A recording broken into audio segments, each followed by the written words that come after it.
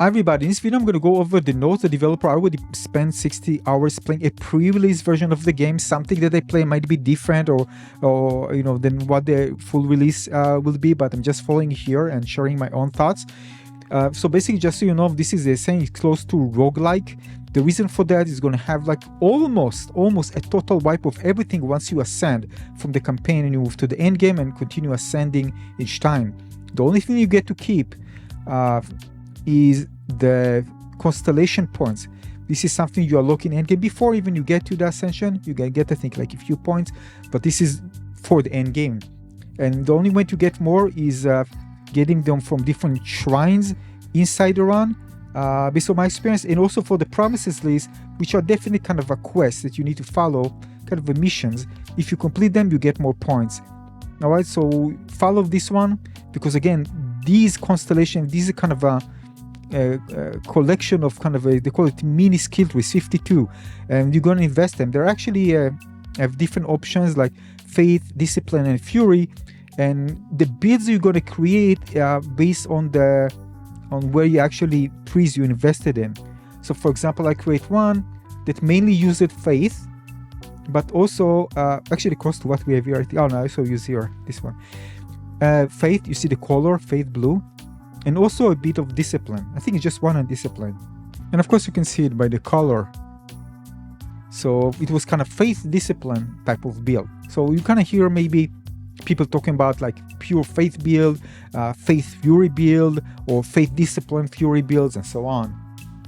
Now they also mentioned, you see, like they're kind of roughly equivalent to RPG in terms of playable, like warrior, rogue, and mage.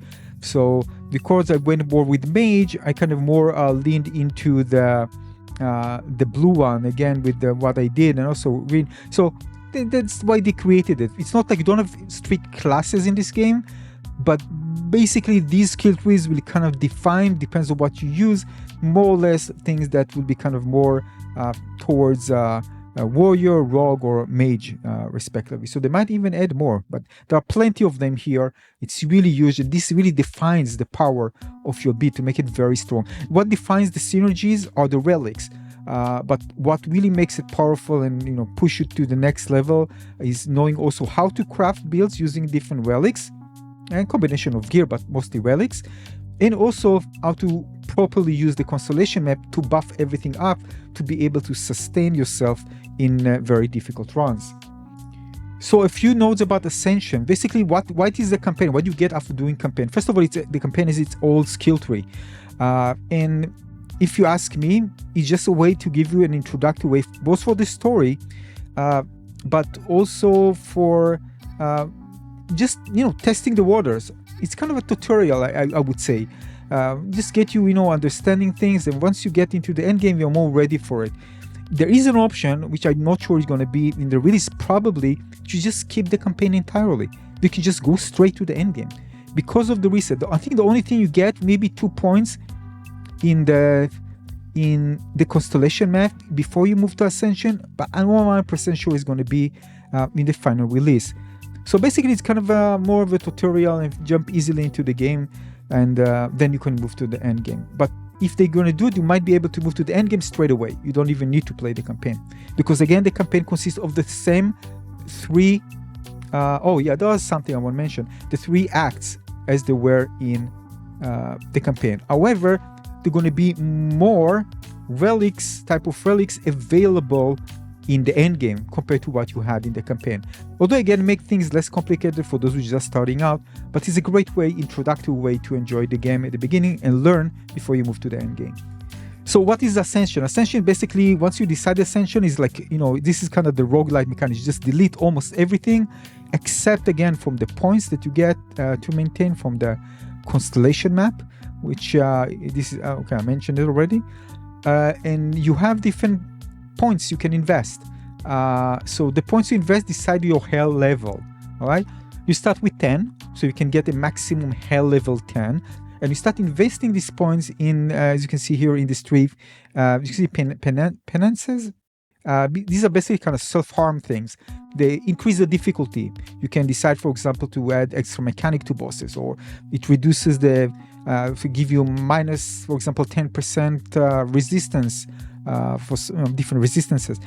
So basically, they make things more complicated for you, and then you can decide you don't have to invest them all, but you can. If you want to have more points, move to the next version where you have, I think, 25 points, up to, again, there's a total of up to Hell 100. You need to finish that Hell with that amount to move to the next level. All right? So they mentioned, oh yeah, it's here. Beating Hell 10 will allow you to try Hell 25, finally Hell 35. You can see you can go up to Hell 100. All right? And of course, the more points you have, the more you're going to go down into this tree, and the more things you need to invest to make the run more difficult. So if you ask yourself, well, what's the point in putting less points into the tree? Well, because you want to maybe finish, not maybe, you want to finish those missions to be able to get more constellation points to become stronger. So if you see that you can finish it, you might use less points into the Ascension tree, so be able to finish it or finish against something that you have a mission to, the promises, in order to get more points, and then you can become stronger, and then you can just try to do the run, all the acts with all the points available. So it's more like grinding hell levels in order to get more points to be able to get stronger and continue moving forward to some degree. Now, it's important to know that for those of you who don't really know what this game is about theory crafting. Know how to craft and adapt to different difficulties, and sometimes you don't get what you want in this game. But the good thing in the game, because it's built around this more compact type of gameplay. So you say, all right, but I get random things. How can I actually theory craft when I don't even know what I'm going to get? Well, that's the thing. They created this with relatively limited amount of items. So you might even get duplicates. They also added that they're going to add in the future, not far until after the release, they want to add ability to craft, I think, relics, and also modify the affixes, because affixes are random. So basically that's it. They created really good balance between being able to kind of speedrun levels and use something, of course, if you decide to use timer or not. Timer, by the way, called relax mode, is optional. There's no punishment for that, by the way, but there is self-punishment, which I'm going to tell you, it's not related to the punishment in the game. So basically, they designed it not with too many items, so you can actually get what you want, the build that you want. And the more experienced player will know more builds, more synergies, and know how to actually adapt well. And this comes with experience. Also, probably people will post other builds like I did, so we can actually follow it, some very powerful builds, and then you can choose what you want to kind of know. But still, nothing beats experience in this game, and that's a great thing about this game. So I told you about the self-harm, about not going with the time. So you see, time pushes you to really optimize your build well. Otherwise, you can even get to a situation against a boss where you take me, I don't know, like half an hour to finish it. Because you don't have time, you can just spend... It happened to me, by the way, so I'm talking from experience. But this is not the fun way to play this game. You really want to do it well. Maybe even speedrun it and just compare your time to others. That would be even really cool, by the way, if there was something like that. Like I don't know, like a global leaderboard of times for specific hell levels. But based on the time making this video, there isn't such, or not in the pre-release version at least. Now, I want to add that you have a limited number of tries to be able, you can see it here, times to be able to finish the hell. And the thing is that if you're not finishing, you need to start from the beginning because you failed. Basically, you failed the hell level. And after you finish them, you're going to get extra to finish the second act. And you need to finish all acts in order to be able to finish the entire ascension with the specific, with that specific hell level. Where is it? The specific hell level here, right? Once you finish it, you're going to get again to the next level, and then you can invest more points and make it harder for yourself and see if you can finish it through. All right, so this is important to know. Now, in hardcore mode, again, if you fail once, that's it. It's over for you. And but in when you are playing softcore mode, it's more forgiving. But just know that hardcore and softcore are hard-coded into the save. So you can't just change it during the run or something like that. It's not working like that. I just want also to add that they mentioned here that L35 will be the maximum for the beta, and said that the final version Ascension will allow up to Hell 100. Oh, so you might expect changes, by the way, even changes to the game. I'm just mentioning here because they mentioned that. Now, there's no need to unlock your skills. They're all available for you. You can decide to just, get them. Of course, if you want to increase the level, there are things in the skill tree. But just know that the levels are not like the same in other levels. Sometimes you don't want to increase the level to not increase the cooldown and the mana cost. But this is, again, you can check my guide for it. But just mentioning it here. Yeah, so that's basically it. So I want you to understand this game is built differently and it plays differently, and that's the magic of it. You might not understand it at first, but I really want you to pay focus to the timer. I know it's optional. No, there's no punishment. There's no punishment. By the way, there's no even punishment in the campaign when you get out, when you manually decide to get out of the run, or when you just die. But in the end game, again, timer, this is something that will push you to create great builds. So I recommend playing, maybe first, of course, the campaign play without timer. I actually prefer playing relaxed, to be honest with you. Of course, it also makes things easier because there are some punishment in the skill tree regarding time that are actually not, won't be even relevant. You can choose them, but they're not relevant because you don't have timer. So there's no like punishment for that. But sometimes you're going to get in a situation where you're going to have such a long run that maybe you can finish, but it's not a fun way to play the game.